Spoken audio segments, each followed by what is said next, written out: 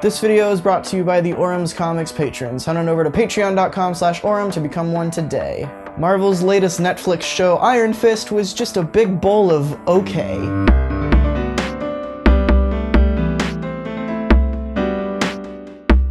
Hello and welcome to this show. Read it. My name's Auram. Today we're going to be talking about Iron Fist, the latest Marvel Netflix show in that little universe of stuff. Even though it's part of a larger universe, but they are really shy about mentioning that it is part of it. It's unimportant. We're going to talk about Iron Fist. Let's get started. Alright, so for those of you that are worried about spoilers, stop worrying. I'm going to give you a big heads up and a time code to skip to if you don't want spoilers. But for now, I am going to start off with a non-spoiler review, which is the majority of this video because the issues and I guess also what I liked about the show are pretty much non-spoilery things. So let's get into it. So overall, this show was just incredibly underwhelming for me. It starts off strong-ish and then just steadily declines until it ends abruptly and leaves you just very confused. The acting was fine all around. I will say that Ward Meacham's actor, who started off pretty just boring and I thought he was going to be like a stereotypical villain thing, he turned out to be a really great actor. Even if he suffered from poor writing, he gave an amazing performance with what he was given. Speaking of the writing, it was passable at best. Most of the characters just felt awkward all the time, and Danny specifically, he just kind of felt like a pretentious fortune cookie the entire show, which was really irritating, especially since Danny in the comics is kind of not really a quip-y person, but he's more fun-loving, jokey dude, and we only got that version of Danny in half of one episode. He makes one joke in the entire show, and it's just, I'm tired of melodrama. I know that's Netflix's staple thing, but Jessica Jones made jokes. Luke Cage probably made some jokes. Even Matt Murdock maybe made a joke once or twice. Probably not. That show's real dark. But yeah, I thought at least Iron Fist we would get a little less melodrama and a little more lighthearted. I'm a billionaire and knows kung fu and goes around kicking people, but we didn't really get that, but maybe one episode. I think the biggest parallel I can draw between Iron Fist's characterization versus his comic book characterization is with Arrow. Arrow is kind of the same way, where Green Arrow in the comics is kind of a quippy, fun-loving dude, but in the show he's basically Batman. He's just kind of dark and melodramatic the entire time, even when they tried in season 3, I think, to make him more like comic book Green Arrow. It was fine, but it just, not everyone has to be super melodramatic. I feel like every character on the TV Marvel stuff is just super dark and doesn't want to do anything, and then in the movies they're all having fun and broing out and making jokes and stuff. Another note on Danny, the actual Iron Fist effect that they did looked pretty garbage. It's not terrible for what they were going for, but compared to how it's portrayed in the comics, it looks entirely different and just bad overall. Basically the way they did it in the show is they just made his hand glow yellow. They kind of showed some veins and stuff in there, which was pretty cool, but it just has no impact. The actual effect just feels like someone's holding up a flashlight through his hand and it's just making it make the veins glow and stuff and the blood in there. But in the comics, you see he's got particle effects going around it, and there's this huge glow streak that pushes through, and I don't know if they ever actually show this in the comics, but I feel there's also a fizzy, sparky sound effect that's going along with the fist, and he's punching people and it's doing all this cool stuff. But in the show, it's just a glowy yellow hand. It's like I said, it's like somebody's holding up a flashlight to his hand and it's just glowing. Make it a little cooler. As far as the action is concerned, it wasn't great. I guess it's just kind of typical superhero fare.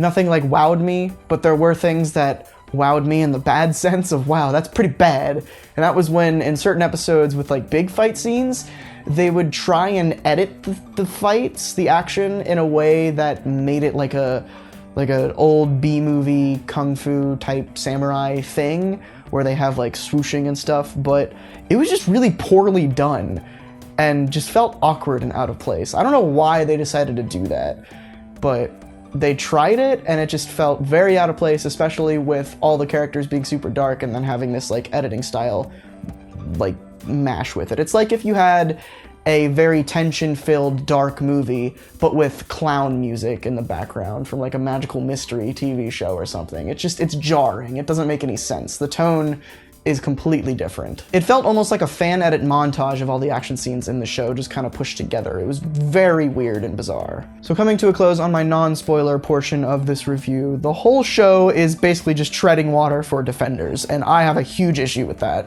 Pretty much as every episode was ending, I expected them to just transition into Defenders Episode 1, which is not a good thing, especially when the show is called Iron Fist, not Defenders Prologue or something like that. I think like after episode 3 or 4, I was just like, oh, okay, so this is Defenders Prologue now, we're leading into that and nothing else. And there was a part of me in the back of my head that was like, oh no, this is an Iron Fist show. Clearly they're going to focus more on Iron Fist and not just continue to set up for Defenders. Maybe they'll throw in a little bit of Defenders setup in the background, like they kind of were in the first few episodes, but ignore it largely to focus on Iron Fist plot. But they didn't. They basically just sacrificed Iron Fist plot and made him and the things that were happening a plot device to set up the Defenders, which is very irritating to me. It basically just feels like they wanted to get the Iron Fist show over with so they could introduce this character into this universe so that they could do the Defenders show, because they know that nobody really cares about Iron Fist. But like, why give up at that point? Make people care about Iron Fist. I'm sure not a lot of people were super hyped about Daredevil, or Iron Man for that matter, but now people do, because that stuff was great.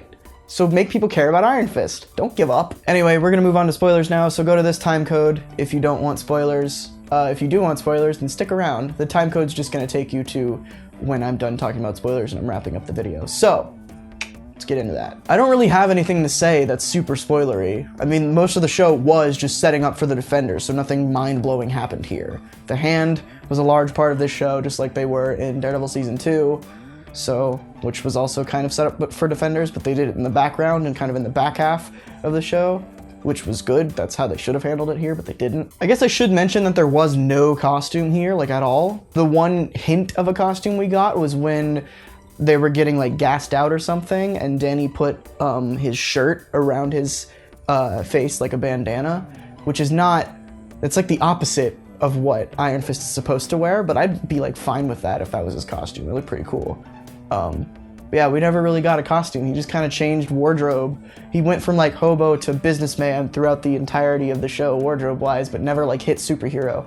So maybe we'll get that in Defenders. I don't know how they're going to introduce it, because that seems like a very focused thing. I mean, I imagine if the show went where I wanted it to go, where he just like mid-season went back to Kunlun or found someone to train him, and then he got his costume, that would have been pretty cool. I guess we did get him in his Order of the Crane Mother, like, uniform robe thing, which was cool. It was the yellow and green colors, but still, like, give us something more. Give us an actual costume. It would have been fun. I mean, Daredevil got a costume. I guess Jessica Jones, well no, Jessica Jones did get her jewel costume in a flashback, but she doesn't even really wear a costume, so that's excusable. Luke Cage got his original costume and is wearing a yellow shirt now, so Daredevil definitely has a costume. So, come on guys, give us something. There wasn't even any semblance of him having just like an outfit that he consistently wore, because his wardrobe did change so frequently. Like in Daredevil Season 1,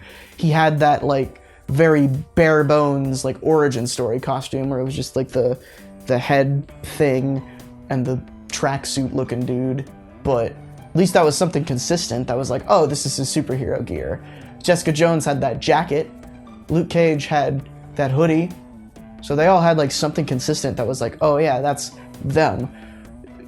Danny Rand was just like, hey, I'm a business boy. And that's it. So another issue that I had with the show that I couldn't really talk about in non-spoilers because I want to give examples is the overuse of the trope of new character is introduced and we think they're going to be like a good dude to Danny and then they turn out to be a bad guy. Ooh. This happened with Bakuto, who seemed like a super cool guy who was going to help Danny like truly figure out the Iron Fist, but then he turned out to be like a hand leader and betrayed everyone. And then Davos showed up as well, who's Danny's childhood friend, who were like, oh great, this could be a cool like sidekick-y character to Danny, but then he turned out to be just an ignorant asshole who wants to now kill Danny.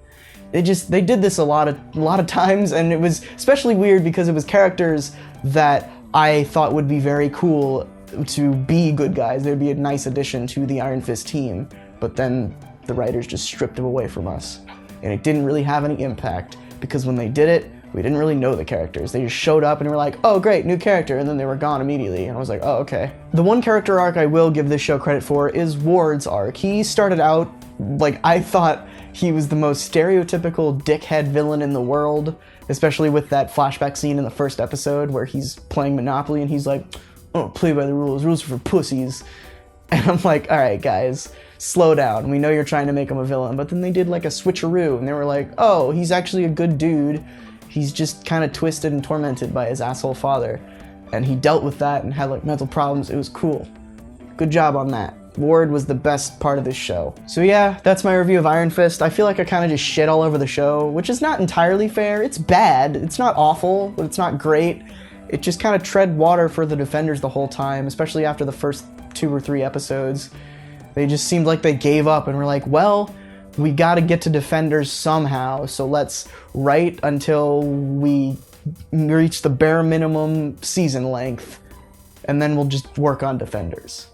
And that just seems unfair to Iron Fist as a character and anyone who like truly wanted to be passionate about this series. Like if they did a Spider-Woman show and it was this shit, I'd be real mad. So I can't imagine like hardcore fans of Iron Fist how they feel right now. So there you have it, my review of Iron Fist in its entirety. I thought it was just okay, probably worse than just okay, but who cares? It's a TV show. It's not gonna affect my life in any way, shape, or form. Except this video being made. Like I said at the top of the video, this one was brought to you by the Auram's Comics patrons. Like that's not a thing that happens all day, every day. Head on over to patreon.com/Auram. You can get yourself a whole bunch of stuff, like pictures of my dang cat. She's great. How about a Discord server? How about posts like BTS and the show on Mondays? Check it on out. That all being said, thank you really much for watching this video, if you did. If you didn't watch this video and you're hearing this, I don't understand how that works, but I'm impressed either way. Be sure to leave a like before you close the browser, because that helps this video get more attention. Next time something fun happens, it's go check your calendar. What happens in 7 days?